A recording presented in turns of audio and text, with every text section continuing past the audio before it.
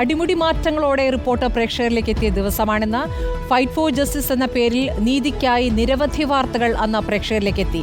ആ കൂട്ടത്തിൽ കിടന്നുറങ്ങാൻ വീടില്ലാത്ത ഭിന്നശേഷിക്കാരനായ പ്രദീപിന്റെ ജീവിതം കണ്ണു നനയ്ക്കുന്നതായിരുന്നു. പ്രദീപിന് വീട് ലഭിക്കും വരെ ഞങ്ങൾ കൂടെയുണ്ടാകുമെന്ന് പ്രഖ്യാപിക്കുകയായിരുന്നു. 8 മാസത്തിനകം അത് സാധ്യമായിരിക്കുന്നു. ഇന്ത്യൻ ഇൻസ്റ്റിറ്റ്യൂട്ട് ഓഫ് കോമേഴ്സ് ലക്ഷ്യവുമായി സഹകരിച്ച റിപ്പോർട്ടർ പ്രദീപിന്റെ അടച്ചുറപ്പുള്ള വീടെന്ന സ്വപ്നം യാഥാർത്ഥ്യമാക്കി. ചില കാര്യങ്ങൾ നമ്മൾ ചെയ്തു കൊടുത്തു എന്നുള്ളൊരു വല്ലാത്ത കൃതാർത്ഥത അല്ലേ? ഒരു വീടില്ലാത്ത ഒരാൾക്ക് വീട് സാധ്യമാക്കി എന്നുള്ളത് നമ്മുടെ ആദ്യത്തെ ഒരു ഇമ്പാക്ട് സ്റ്റോറിയാണത്. അതെ, തുടർന്ന് അങ്ങോട്ട് ഒട്ടേറെ ഇടപെടലുകളാണ് റിപ്പോർട്ടർ നടത്തിയത്. കണ്ടുവരാം.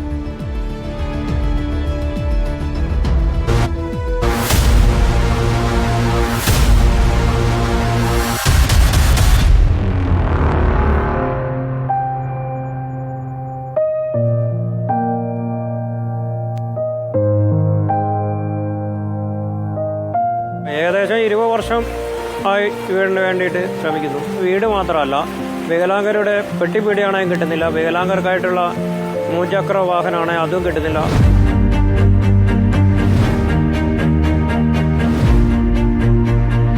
പ്രദീപിന്റെ പരാതിയിലെ സത്യാവസ്ഥ തേടി ഞങ്ങൾ വീട്ടിലെത്തി. ഈ കാണുന്നതാണ് വീട്. പക്ഷേ ഇതിന് വീടെന്ന് വിളിക്കാൻ കഴിയില്ല. ഷീറ്റും ഓലയൊക്കെ ഉപയോഗിച്ച് മൂടിയ ഒരു ഷെഡാണ്, ഒരു ഒറ്റമുറി ഷെഡ്. ഈ ഷെഡിനകത്താണ് 2 അംഗ കുടുംബത്തിന്റെ താമസം. ചങ്ങരോത്ത് പഞ്ചായത്തിലെ ഭിന്നശേഷിക്കാരനായ വാര്യർകണ്ടി പ്രദീപിന് ഒരു വീട് വേണം.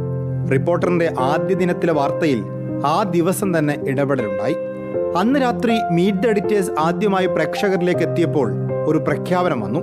ലക്ഷ്യ MD ഓർവൽ ലയൺ പറഞ്ഞു, പ്രദീപന് അടച്ചുറപ്പുള്ള വീട് നിർമ്മിച്ചു നൽകും. അദ്ദേഹത്തിന് ഗവൺമെന്റിൽ നിന്ന് സഹായം കിട്ടാത്തത് നിയമക്കുരുക്കിന്റെ പേരിലാണ്. അപ്പോൾ ഇത് കണ്ടപ്പോൾ എനിക്ക് അദ്ദേഹത്തെ സഹായിക്കണമെന്ന് തോന്നി. ഞാനപ്പോൾ തന്നെ റിപ്പോർട്ടർ ടീമുമായിട്ട് ബന്ധപ്പെട്ടു. അപ്പോൾ അദ്ദേഹത്തിന് വീട് വെച്ച് കൊടുക്കാൻ കഴിയുമെന്ന് ഞാൻ റിപ്പോർട്ടർ ടീമിനെ അറിയിച്ചു. അപ്പോൾ ഇത് റിപ്പോർട്ടർ ലോഞ്ചിങ് ഡേയിൽ തന്നെ ഫൈറ്റ് ഫോർ ജസ്റ്റിസ് ക്യാമ്പയിൻ്റെ ഭാഗമായിട്ട് ചെയ്യണമെന്ന് തോന്നി. അപ്പോൾ ഇത് സംബന്ധിച്ച റിപ്പോർട്ടർ ടീമിന് ഞങ്ങൾ ലക്ഷ്യ ടീമിൻ്റെ നന്ദിയുണ്ട്.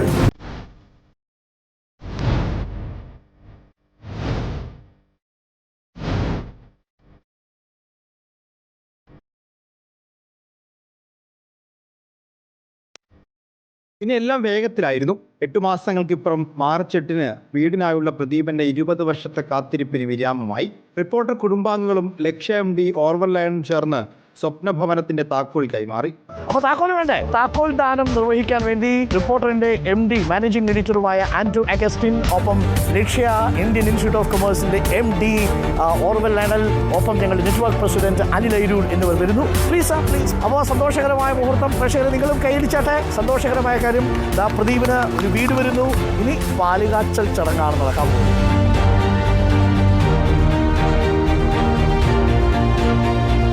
എത്രയോ വർഷങ്ങൾ ശ്രമിച്ചിട്ട് ഒരു നിമിഷം കൊണ്ട് അത് തരാ എന്ന് പറയുമ്പോൾ എനിക്കത് അത്ര ഇത് വിശ്വസിക്കാൻ കഴിഞ്ഞിട്ടില്ല.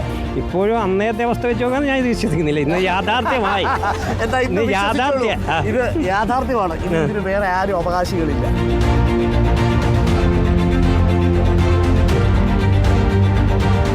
വീടിന് അർഹതയുണ്ടായിട്ടും നിയമക്കുരുക്കിൽപ്പെട്ടുപോയ പ്രദീപനും ഭാര്യയ്ക്കും കൈത്താങ്ങാൻ സാധിച്ചതിൽ ടീം റിപ്പോർട്ടറിനും അഭിമാനമുണ്ട്. Reporter Sinoy Thomas, in reporter, Kozhikode.